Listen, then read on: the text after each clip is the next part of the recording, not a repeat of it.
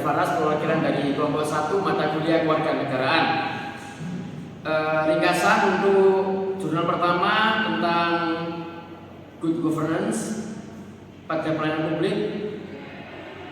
Fenomena pelayanan publik oleh birokrasi pemerintah surat dengan permasalahan, misalnya prosedur pelayanan yang bertele-tele, ketidakpastian waktu dan harga yang menyebabkan pelayanan menjadi sulit dijangkau secara wajar oleh masyarakat. Di samping permasalahan tersebut juga tentang cara pelayanan yang diterima oleh masyarakat yang selalu dilecehkan martabatnya sebagai warga negara. Untuk mengatasi kondisi tersebut, salah satu upaya untuk perbaikan kualitas penyelenggaraan pelayanan publik tersebut adalah dengan melakukan penerapan prinsip-prinsip good governance yang diharapkan dapat memenuhi pelayanan yang prima terhadap masyarakat.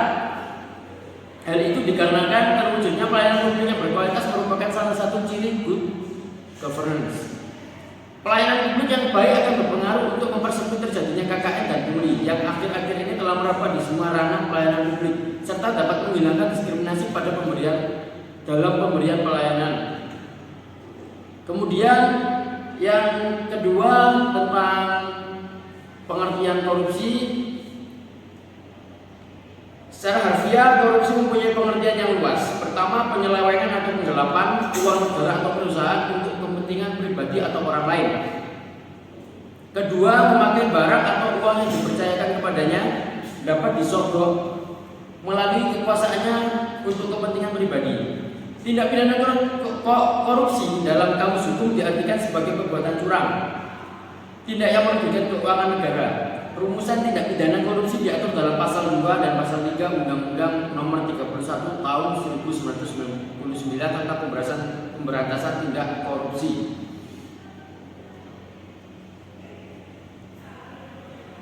Kemudian tindak pidana korupsi sebagai tindak pidana kejahatan yang luar biasa atau extraordinary crime mempunyai ciri-ciri khusus, yaitu 1. Melibatkan lebih dari 1 orang. 2. Dilakukan secara rahasia.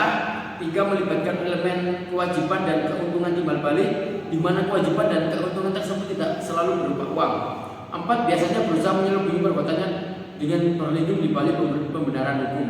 5. Biasanya menginginkan keputusannya tegas dan mampu mempengaruhi keputusan tersebut.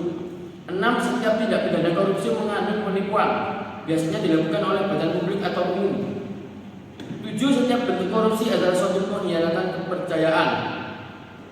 Oke, kemudian jurnal berikutnya dengan judul Konsep Masyarakat Madani di Indonesia dalam Masa Postmodern. Pengertian masyarakat madani. Dalam bahasa Arab, konsep masyarakat madani dikenal dengan istilah al-mujtama' al-madani. Dalam bahasa Inggris disebut dengan istilah civil society.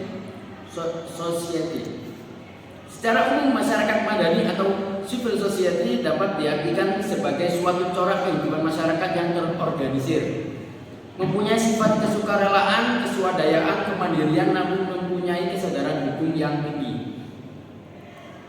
Untuk mewujudkan cita-cita ke arah masyarakat madani dalam kehidupan berbangsa dan bernegara yang diperlukan berbagai prasyarat sebagaimana diungkapkan oleh Han Sung Jun. Nomor 1, diakui dan dilindunginya hak-hak individu dan kemerdekaan berserikat serta mandiri dari negara. 2, adanya ruang publik yang memberikan kebebasan bagi siapa saja dalam mengartikulasikan isu-isu politik. Yang ketiga, terdapatnya gerakan masyarakat yang berdasar pada nilai-nilai budaya tertentu.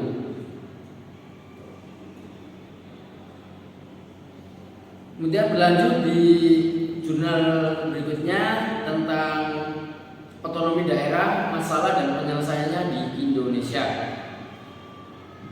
Tentu saja permasalahan dalam otonomi daerah di Indonesia, ada beberapa permasalahan yang dikhawatirkan bila dibiarkan berkepanjangan akan berdampak sangat buruk pada susunan ketatanegaraan Indonesia.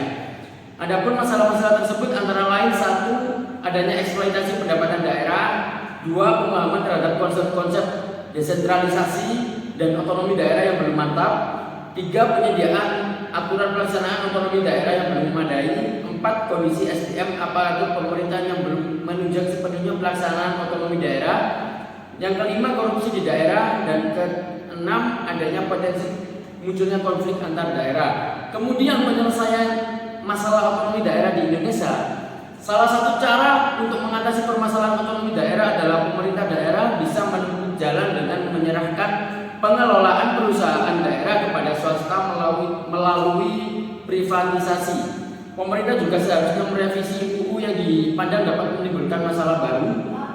Beberapa solusi yang mungkin dapat diterapkan pemerintah dalam menyelesaikan masalah otonomi daerah tanpa harus mengembalikan kepada sentralisasi, antara lain: 1. Membuat master plan pembangunan nasional. 2. Memperkuat peranan daerah. 3. Melakukan pembatasan anggaran kampanye. 4. Melakukan pengawasan perda atau peraturan daerah. 5.